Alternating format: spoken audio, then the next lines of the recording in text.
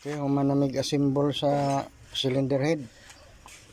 Taod na ginamo, paandar namin karon. Kung paandar naman hinamo. Parang temporary. Sige, start. Kaya atong warm it.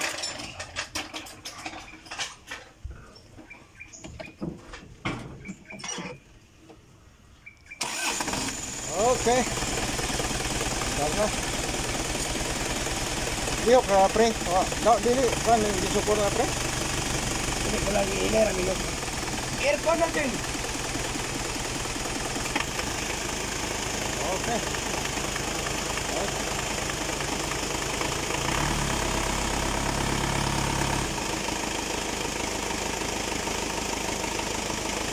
Andar na gyud.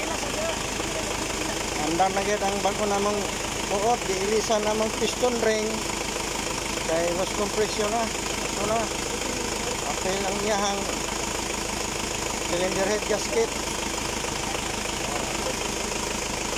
Ang problema lang ni primero hard starting.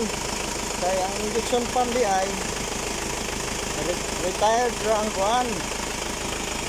Anong gitangtang ko ang kuan ato nang gilubagan. Karon one click na pa start. Iawat na tong primero nga buktan kang battery sige start din under the hard starting. Under manggaling kung butangan og gasolina pero gapuot ang asok. Karon wapo na kayo. One click na pitik na dayon. Anda din sa isa ra kay awat sa primero nga mahutdan tag kurintes battery sige start kay hard starting kay retired man ang induction pump. Karon okay na. Okay, meron po to.